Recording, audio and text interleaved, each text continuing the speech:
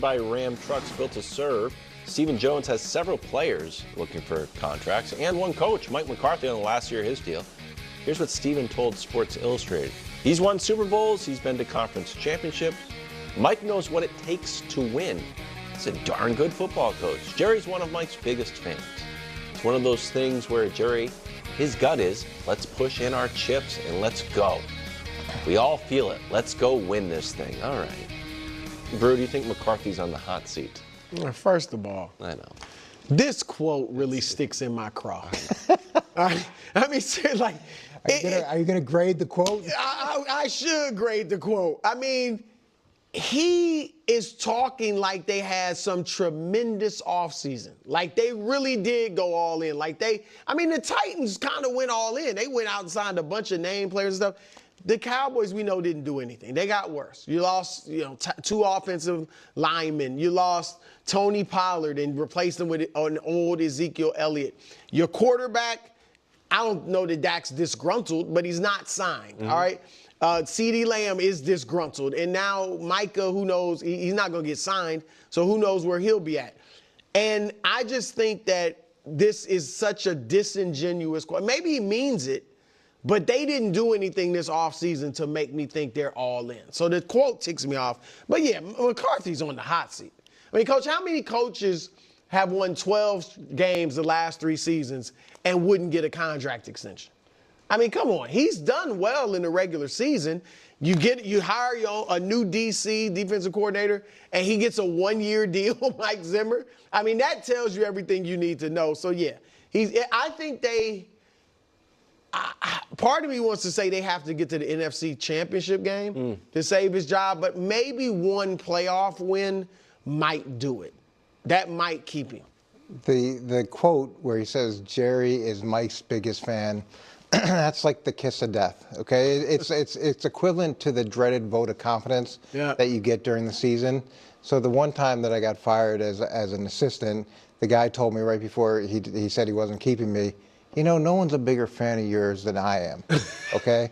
So that's the absolute kiss of death when they tell you that. And here's what's an absolute truth in the NFL is people believe who you pay, not what you say. They believe who you pay, not what you say. It's the same thing with players. You could say, we believe in this, we believe in that, and then you go pay someone that's totally different than that. That's what you believe in. And it's the same thing here. If they really believed and had a conviction that he's their future, he wouldn't be working off a 1-year contract. Okay. So is this a Belichick thing waiting in the wings if this doesn't work out? I don't know if it's a Belichick thing. To me, it's more a function of what happened in the playoffs last year. I mean, it's amazing that Jerry kept him, because I would think that level of disappointment and that big of an upset in the way that they were beaten, badly on offense, badly on defense. I'm shocked that he was able to make it through to this season. And I'm happy for Mike. I'm happy he gets another opportunity to prove his worth to the organization.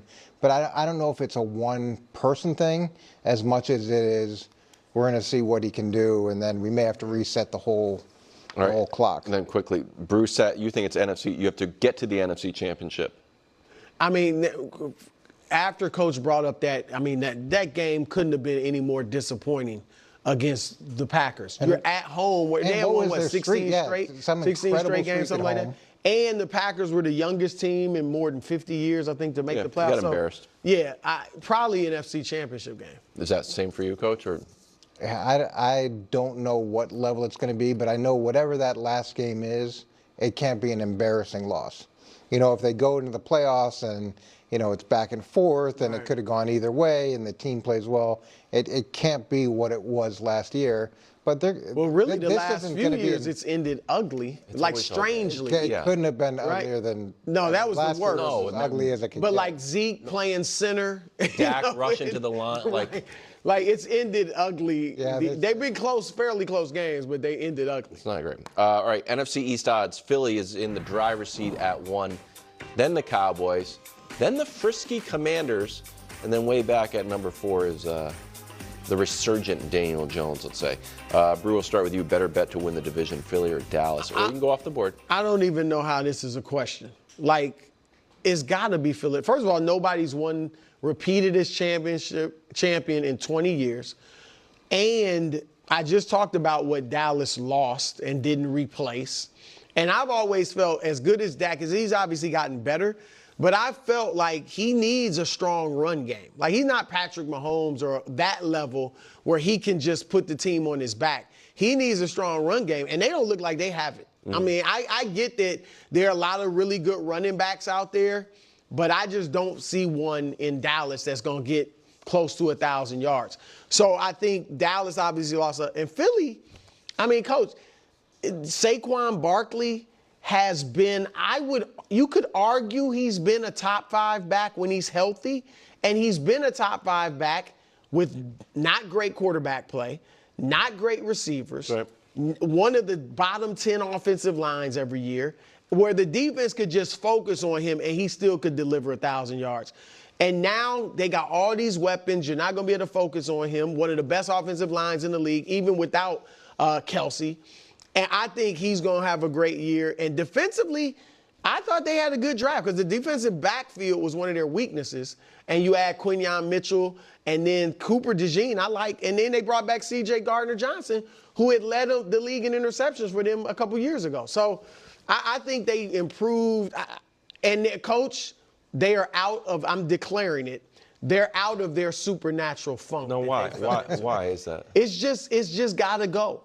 Okay. It was one of those weird things. I wish you could just will things to go away like that. I mean, I would be stunned if they were still in that funk that they were in.